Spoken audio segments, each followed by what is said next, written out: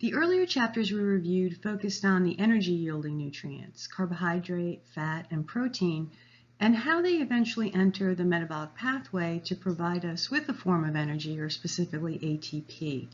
Now we move into another category of nutrients. These are the vitamins. Vitamins are divided into two separate classifications, the water-soluble vitamins as well as the fat-soluble vitamins. For Chapter 10, what we'll examine in detail are the water-soluble vitamins. The term vitamin actually means vital to life. As we cover each individual vitamin, you'll see how they are necessary for specific body processes. Most are deemed essential, with a few exceptions, meaning the body can't make them or can't make them in sufficient amounts, so we have to get them from food. They are also individual units. The composition is less complicated than carbohydrate, fat, and protein. If you recall, carbohydrate is made up of long chains of monosaccharides. Fats are made up of long chains of fatty acids. Proteins are made up of long chains of amino acids. Compared to these energy-yielding nutrients, vitamins have a much simpler makeup. They are also consumed in smaller amounts. We consume vitamins typically in milligram or even microgram amounts. Compare that again to carbohydrate, fat, and protein. We consume them in gram amounts. Water-soluble vitamins, because of their organic nature, are very susceptible to changes in their environment. So you'll see if some of them are exposed to light, if they're exposed to excessive oxygen, if temperature changes, it will actually cause them to start to break down. Water-soluble vitamins are typically found in watery areas within the foods themselves, and they circulate in water-filled parts of our body.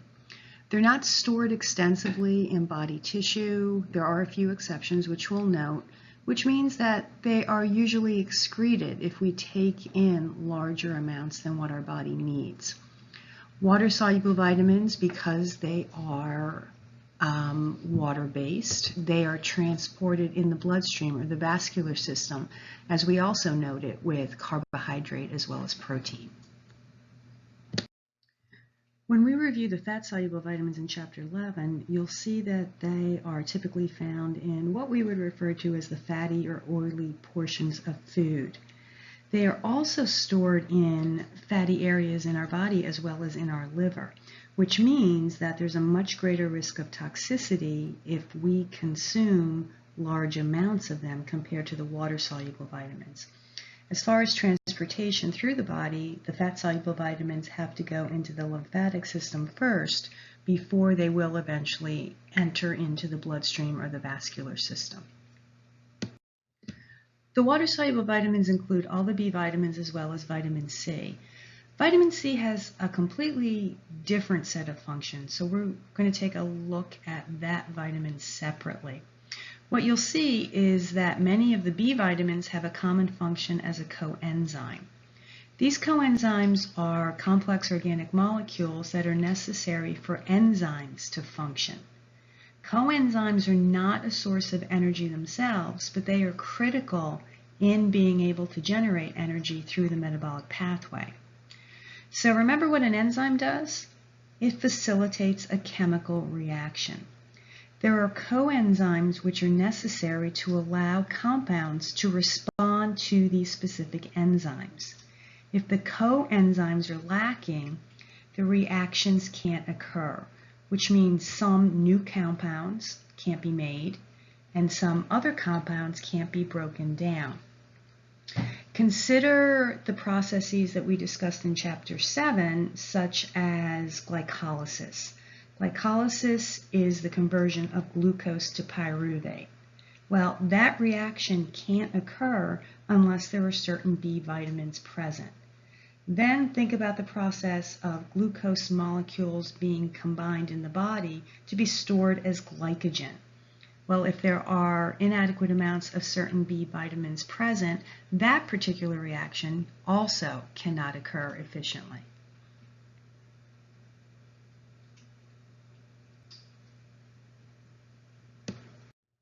As we go further into this chapter, we'll see how specific B vitamins are necessary for certain metabolic reactions, as well as synthesizing new body compounds and cell multiplication.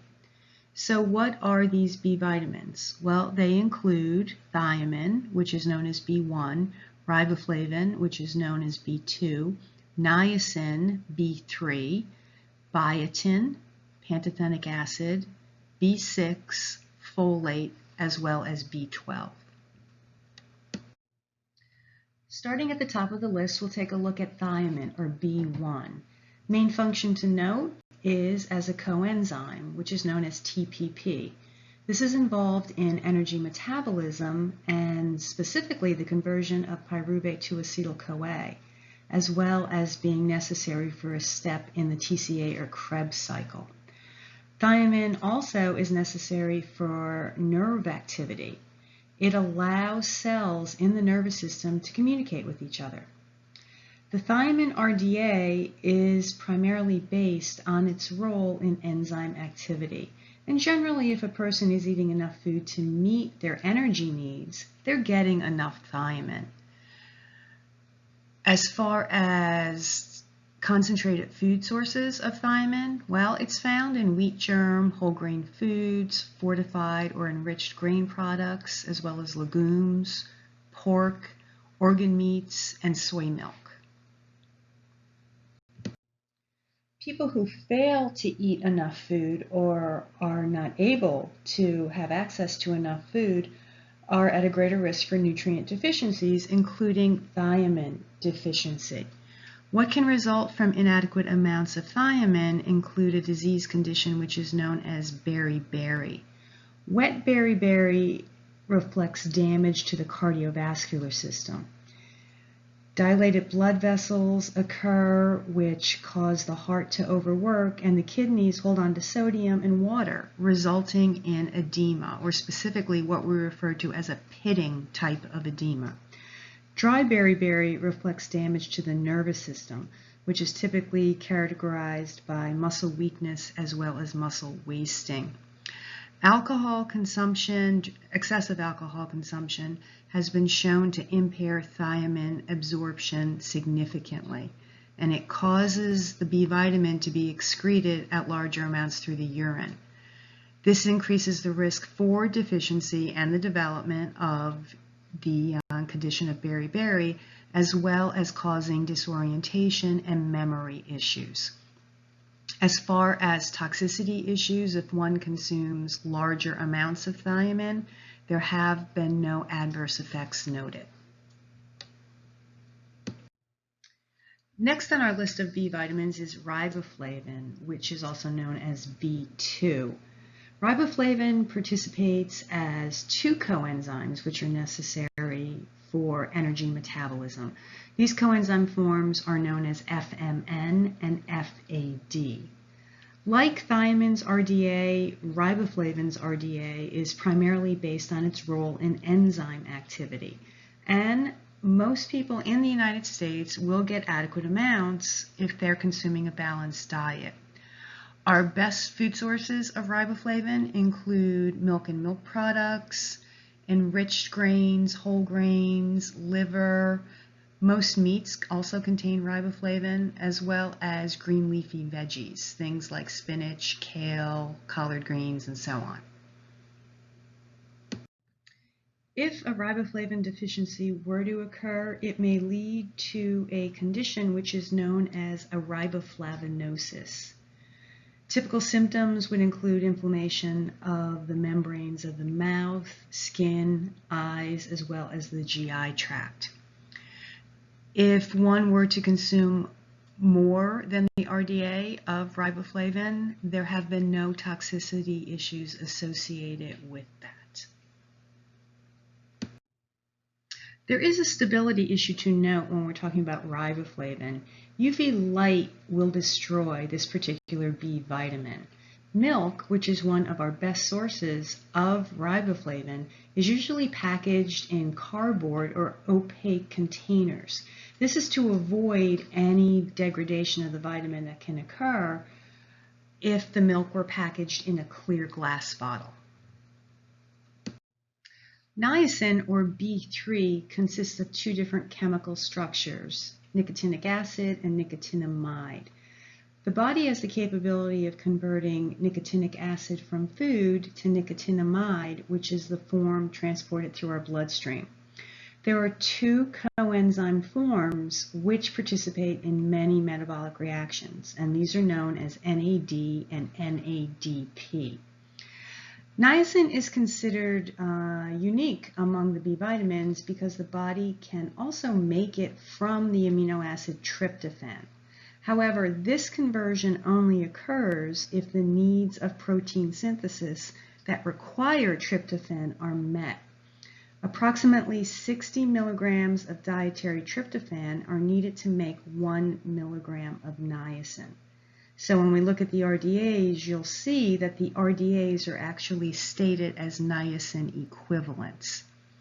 Another fact to note is that for the body to be able to convert tryptophan to niacin, adequate amounts of B6 are required.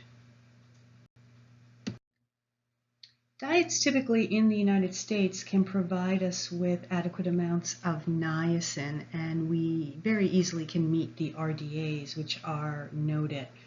Meat, poultry, fish, legumes, enriched and whole grains can contribute about half the niacin people consume. Then other foods, vegetable sources, things like mushrooms, potatoes, and tomatoes are among the richest sources, and they too can provide larger amounts of niacin when they're worked into the diet. While niacin deficiency is relatively uncommon in the United States, if it does develop, it can lead to a disease which is known as pellagra, also referred to as the 4D disease. It's referred to as such because the deficiency symptoms all begin with D. Typically, dermatitis would develop first, and it's a very unique type of a dermatitis. If you look at this slide, you could see it's a very scaly type of a skin condition. There's extreme thickening of the skin tissue. Diarrhea can result as the GI tract becomes affected. Nervous system can be affected, leading to dementia, and it can be fatal if it is not identified and treated with niacin supplementation. While consuming large amounts of niacin from food sources have no toxic issues associated with it, large amounts from supplements can have some potential side effects. Niacin in supplement form is usually as nicotinic acid, which has the capability of functioning as a vasodilator. So potential side effects can include experiencing a flushing or tingling sensation. This type of a niacin supplement has also been used to help increase HDL levels, which, if you recall from Chapter 5, HDLs, the high-density lipoproteins, are beneficial in decreasing the risk of heart disease. Because there are potential toxicity issues associated, though, with high levels of nicotinic acid, one being liver damage, an upper level has been set as far as consumption, and that upper level is 35 milligrams per day. Moving on to the next B vitamin is B6. B6 occurs in three forms: pyridoxine, pyridoxal, and pyridoxamine. And all three can be converted to the coenzymes PLP and PMP.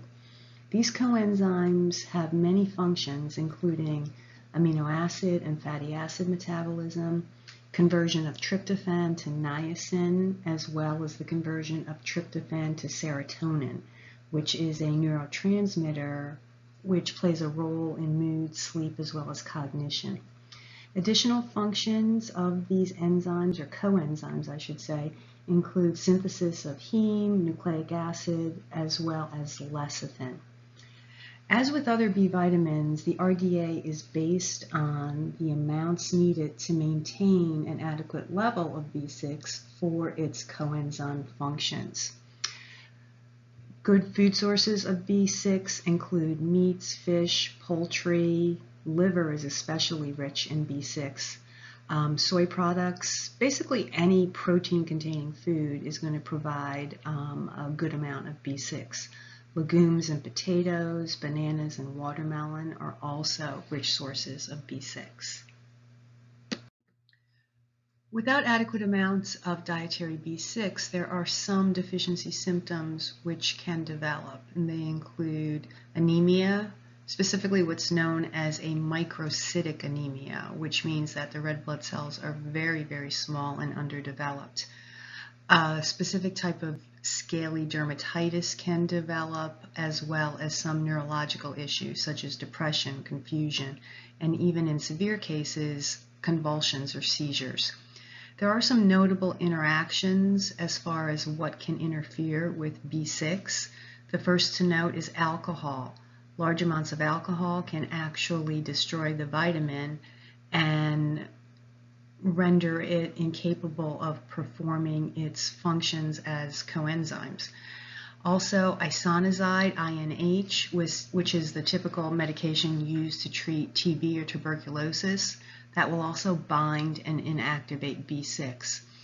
And then lastly, there are some oral contraceptives which will also bind B6 and make it unavailable to the body.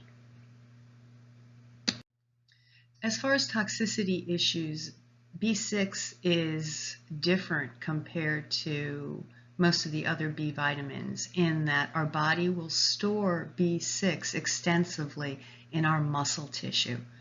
If large amounts build up, it can have some adverse side effects, including nerve damage, which can lead to numbness and muscle weakness. There can be other neurological issues leading again to convulsions or seizures. Depression, fatigue, irritability, headaches can all arise, as well as some skin rashes or skin lesions. Because of the potential for toxicity issues, there is an upper level set, and that is set at 100 milligrams per day. The next B vitamin to note is folate, which is also referred to as folic acid or folacin.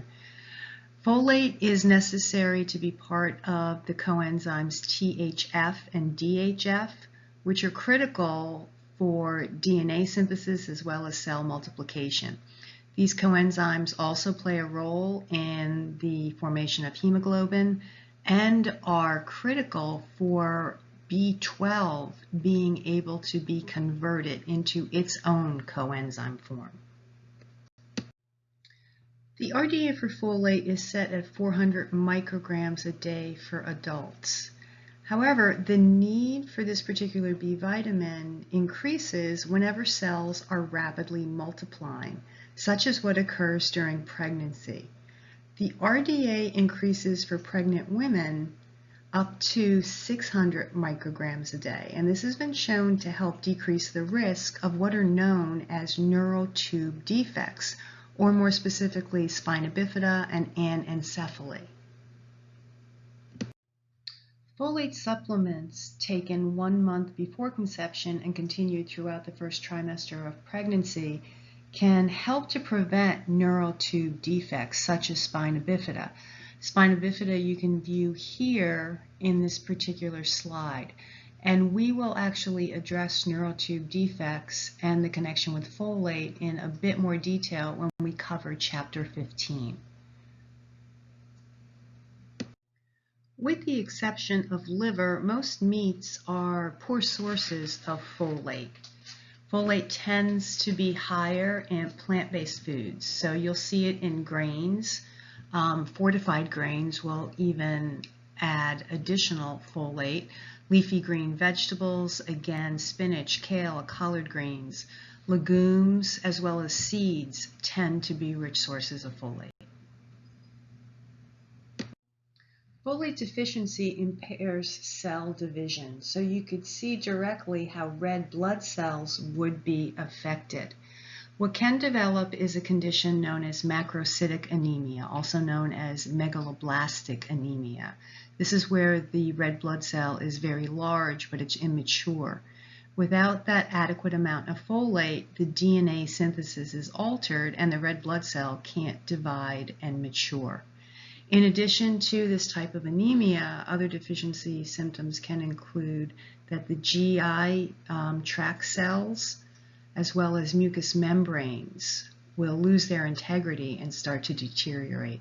Additional symptoms can include mental confusion, weakness, fatigue, irritability, and headaches. This comparison of normal red blood cells compared to the types produced with macrocytic anemia can be visualized here. Another important note is that a similar type of macrocytic anemia can also occur with a B12 deficiency, and we will discuss that when we go into B12 itself. But compare these two processes.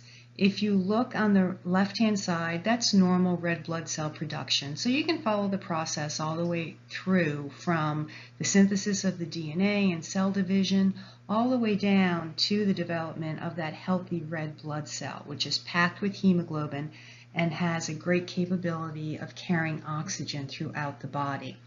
On the right-hand side, that's what happens to the process with a folate deficiency.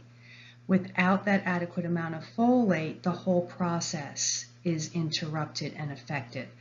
The result, instead of those healthy red blood cells packed with hemoglobin, are that the red blood cells are large, they might have an irregular shape to them, some of them even have the nucleus still intact.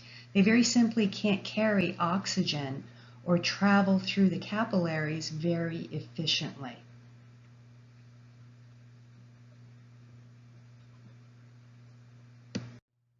Of all the vitamins, folate appears to be the most vulnerable to interactions with drugs or medications, which can cause some issues. Chemotherapy drugs, those which are used to treat cancer, have been found to actually interfere with normal metabolism of folate. Even over-the-counter medications such as aspirin and antacids can interfere with folate absorption. It can also decrease the action of those folate-requiring enzymes. And then some oral contraceptives have also been found to bind folate, therefore decreasing its overall absorption. As far as toxicity, if you take in large amounts of folate from natural foods, there really are no issues to be concerned about. However, high amounts of folate coming from fortified foods or supplements can actually mask a B12 deficiency, which in turn can cause severe neurological damage. Because of that possibility, there is an upper level set for folate, and that is 1,000 micrograms per day. A few other possible health connections to note when we're talking about folate. High levels of an amino acid known as homocysteine has been found to increase the risk of heart disease by increasing blood clots and lesions within the arteries. Studies have shown that folate can play a role in helping to break down homocysteine, therefore reducing the risk of heart disease. Although folate's connection with cancer is a little bit more complex, some research here shows that folate may protect against the initiation of pancreatic, colon, and esophageal cancers. The next B vitamin is B12, also referred to as cobalamin. Main functions involved in fatty acid and amino acid metabolism, new cell synthesis, as well as helping to maintain our nerve cells. The coenzyme forms are known as methylcobalamin and deoxyadenosylcobalamin. B12 and folate are very dependent upon each other. As I had previously noted, folate is necessary to convert B12 to its active form, while it also works in reverse, where B12 is necessary to convert folate to its active form. For our bodies to be able to absorb B12 efficiently, it must bind with what's known as a glycoprotein. And very simply, that's a protein that has a polysaccharide attached to it. This glycoprotein is known as intrinsic factor. Often you'll see this just abbreviated as IF. Intrinsic factor is synthesized in the stomach where it will attach to the dietary B12. It then will travel to the small intestine where it will be absorbed and then eventually enter into the bloodstream for distribution throughout the body. The RDA for B12 is relatively small. We only require about 2.4 micrograms per day. B12 is also unique among the vitamins in being found almost exclusively in animal-derived foods. So you'll only find it naturally in meat, fish, poultry, shellfish, as well as milk and dairy products. It often is added, however, to other foods through the fortification process, so you'll see it in things like cereals, grains, and so forth. One population which often may need to pay a little bit more attention to their B12 intake are those who are vegetarians or a strict vegan. If one is eliminating animal products completely, it might be a little bit more difficult to ensure adequate consumption of B12.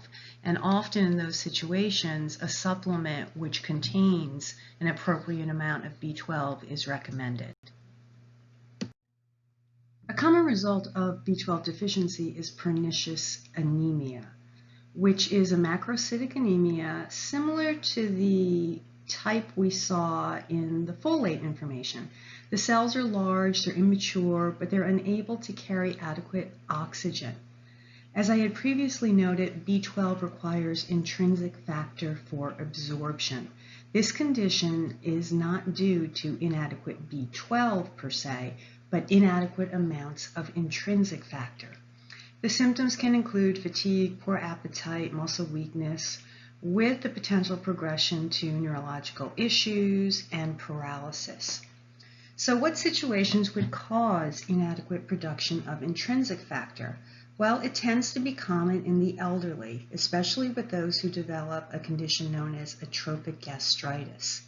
Very simply, the stomach cells lose their ability to synthesize intrinsic factor, which, without adequate amounts, B12 can't be absorbed.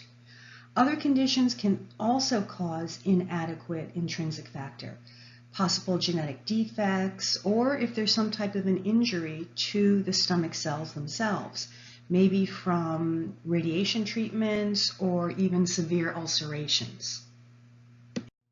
Another condition to address is anemia of folate deficiency. Yes, I am talking about B12, but remember the strong connection between folate and B12. What happens in this situation, inadequate amounts of B12 then cause folate to be trapped in an inactive form. This also can lead to, once again, a macrocytic type of anemia. In this situation, there is the decreased red blood cell formation, there's decreased overall DNA synthesis, fatigue, poor appetite, muscle weakness, all will develop.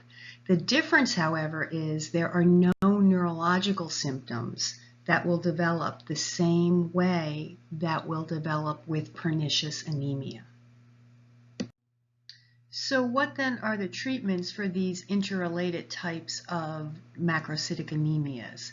Well, if the issue is inadequate intrinsic factor leading to pernicious anemia, a B12 supplement will be given through injection intramuscularly, or what's being used more commonly now is a nasal spray.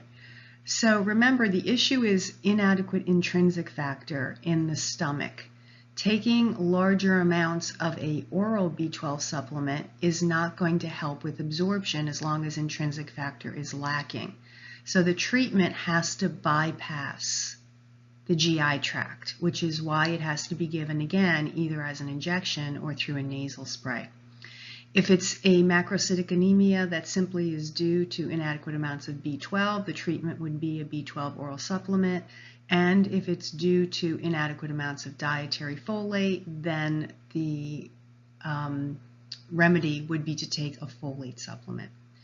As far as toxicity, when we're talking about B12, there are no issues which have been identified with natural sources of B12. Pantothenic acid is part of the chemical structure of coenzyme A. Remember coenzyme A, which is necessary to help form acetyl-CoA, which is that key component in the metabolic pathways which we reviewed in Chapter 7. Other functions of pantothenic acid is that it's necessary in lipid synthesis as well as neurotransmitter, steroid, and hemoglobin synthesis. The recommendation for pantothenic acid has the designation of an adequate intake amount. And if you recall that designation going all the way back to Chapter 1, an adequate intake is set when there's not enough scientific evidence to set an RDA. Pantothenic acid is widespread in a variety of foods, including both animal-based and plant-based foods. Chicken, beef, eggs are good sources, as are potatoes, tomatoes, broccoli, whole grains, as well as oats. Since pantothenic acid is widespread in so many foods, if one is following a balanced diet, deficiency is rare. If it does occur, deficiency symptoms can be very varied, as you could see from this particular list. They can range from GI issues to sleeping issues to fatigue, as well as neurological issues. As far as taking in larger amounts of pantothenic acid, there are no reported toxicities which have been identified. Biotin is another B vitamin, and it plays a really important role in metabolism. It's necessary to be part of a coenzyme, which is critical for the TCA cycle to be able to replenish oxaloacetate.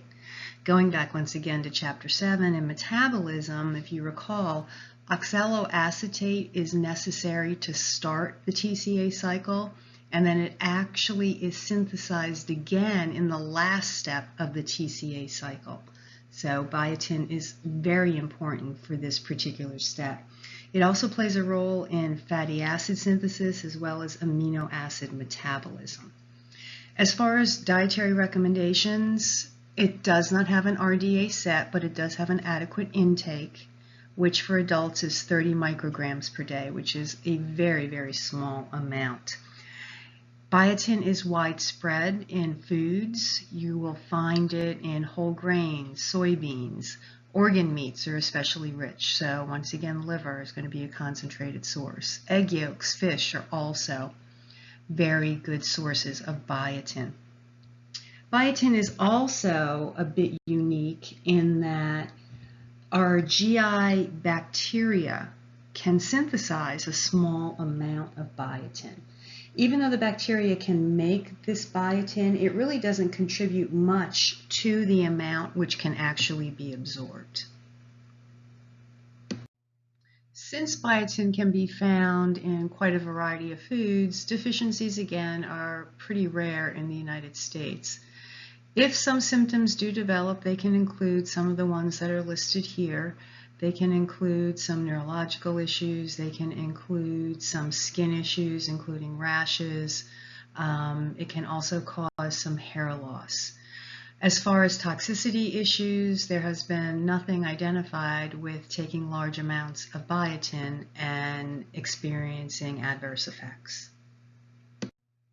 As a quick summary of the B vitamins, well, this is what we know. Each of the B vitamin coenzymes is involved directly or indirectly in energy metabolism. Some facilitate the energy-releasing reactions themselves, while others help to build new cells that deliver the oxygen and nutrients that allow the necessary energy reactions to occur. If we look back once again at the metabolic pathways we reviewed in Chapter 7, you'll see where these important coenzymes play a role. Every step of these pathways require a coenzyme, as noted by the purple rectangle designations indicating the abbreviated coenzymes themselves. Imagine then if only one B vitamin is lacking, how these pathways can be affected. Results: maybe less energy production, decreased synthesis of new compounds, decreased synthesis of new cells, as well as other processes. You can now see why these B vitamins are so essential.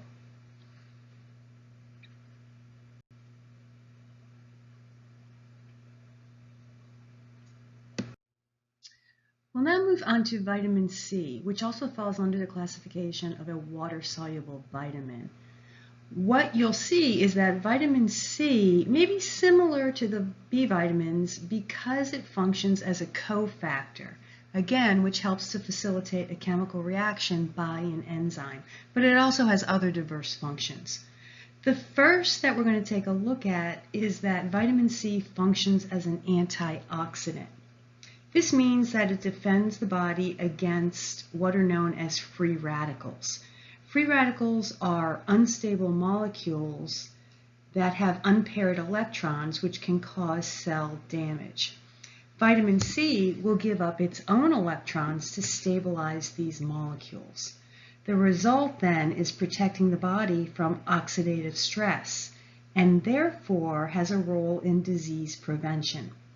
Studies have shown that vitamin C may play a role in protecting the body from cancer, heart disease, as well as the formation of cataracts.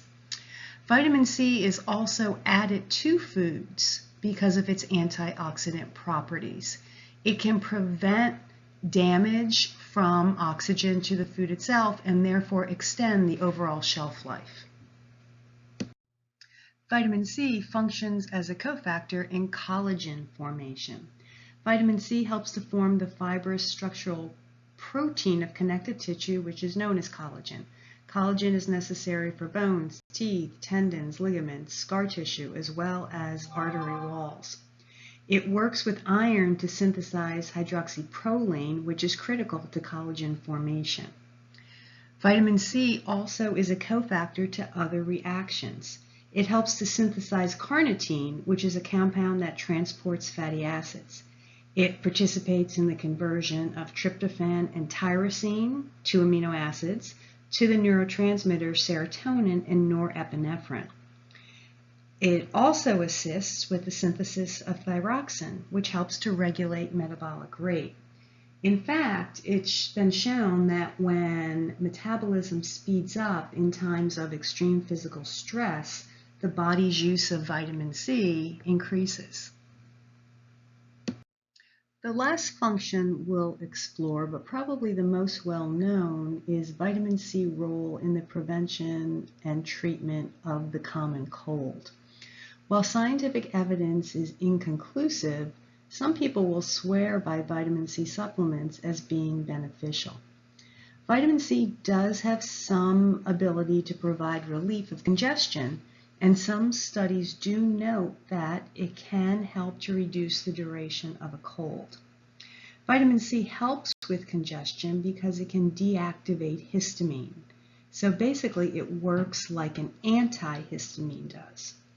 It's also been shown that the body's typical immune response to a foreign invader like the cold virus is to increase its body temperature as a defense mechanism and also decrease serum iron levels. Viruses are dependent on iron to be able to replicate, so the immune system triggers a reduction in the level available.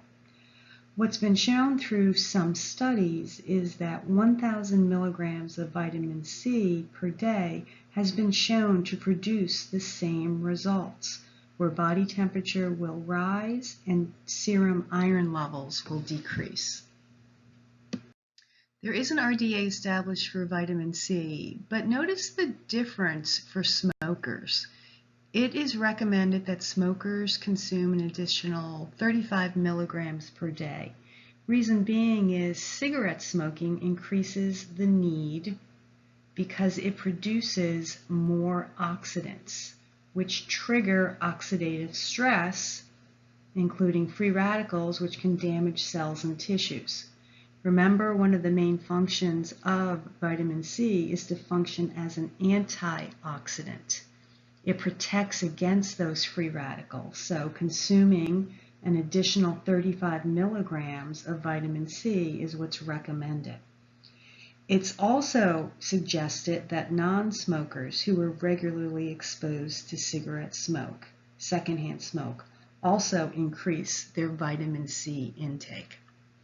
Some of our best food sources of vitamin C include citrus fruits, cantaloupe, strawberries, papayas, mangoes, and then veggies can also be good sources of vitamin C.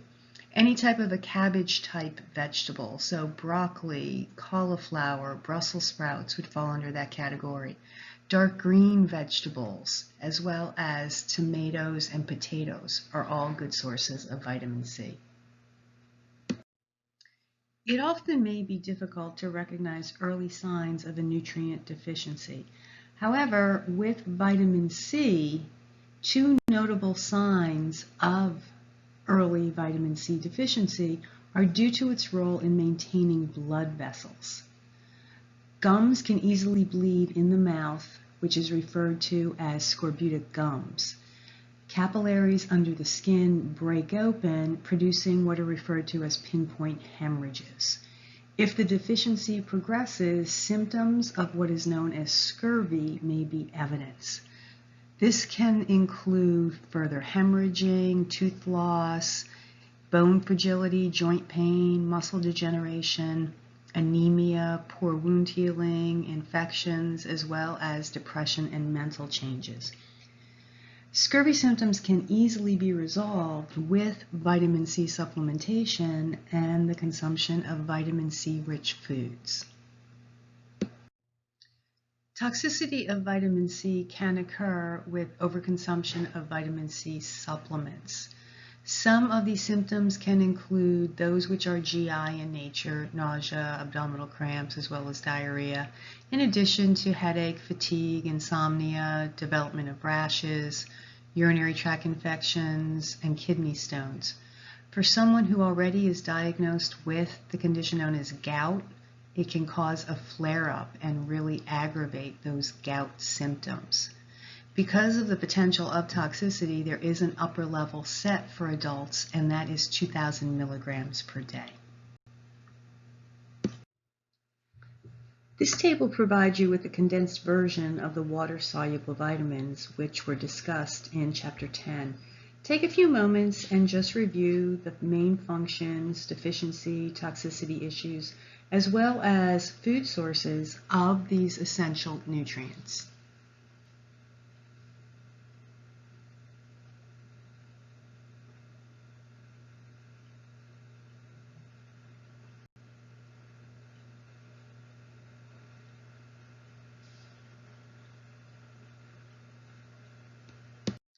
Highlight 10, which appears at the end of Chapter 10, focuses on supplements. It's estimated that 30% of adults in the United States take some multivitamin mineral supplement or even just a single nutrient supplement on a regular basis. Because of the risk of toxicity with some vitamins, and you'll also see this when we review minerals, consumers need to be educated so they can make the right decision for them. Simply relying on the advice of friends or websites or ads are not considered to be reliable when it comes to determining the effects on one's health. Highlight 10 offers some specific situations when certain supplements should not be taken, and you can review these in some detail on page 326. But what are some acceptable reasons to take supplements? Well, the first to note is if someone truly has a documented nutritional deficiency.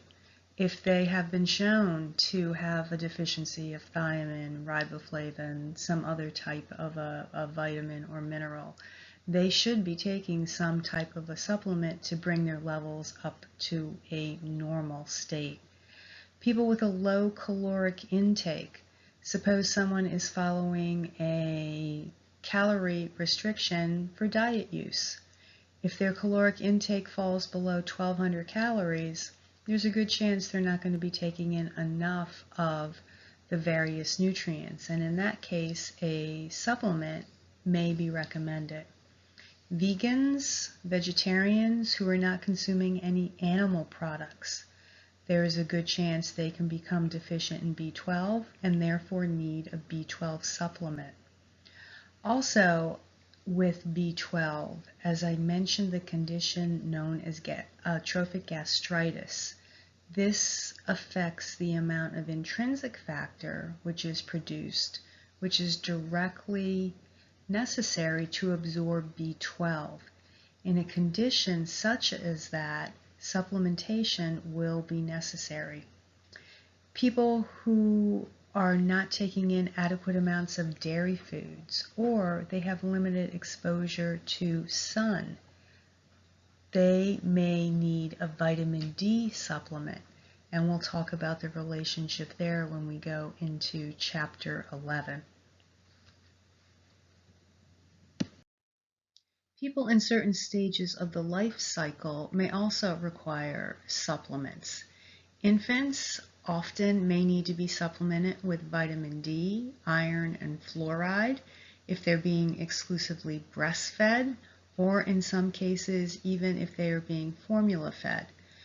Women of childbearing age need folate to decrease the risk of those neural tube defects, which we had noted. Pregnant women also are going to require folate as well as iron supplementation, and the elderly may need not only B12 but also vitamin D. People who have certain conditions, if they are chronically ill, if they have infections or injuries, they may require supplements. And those who may have had surgery that affects overall nutrient digestion, absorption, or metabolism. Remember in chapters 8 and 9, we had discussed bariatric surgery, gastric bypass, where a large area of the small intestine is being bypassed and not used.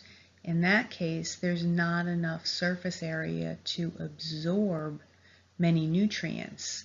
So often that population will be recommended to take a supplement. Then lastly, there are certain medications that can interfere with the use of certain nutrients as well as the absorption of certain nutrients. Unfortunately, the supplement industry is not well regulated by the FDA. Supplements are classified as foods, not drugs, so they do not have to be proven safe and effective, nor do they need FDA approval before being marketed. There are some mandatory requirements, however, which have been set by the FDA. What needs to be included on the label of the supplement is a list of ingredients, the product name, the statement of identity. Basically, it needs to state that it is a dietary supplement, the suggested dose, as well as the percent daily value. There is an organization known as the U.S. Pharmacopoeia, USP, which is an independent nonprofit organization which sets standards of dissolvability, purity, strength, and identity for supplements that voluntarily are tested. Selecting a supplement, therefore, that has this USP verification will at least help you ensure that you're getting what actually is noted on the label.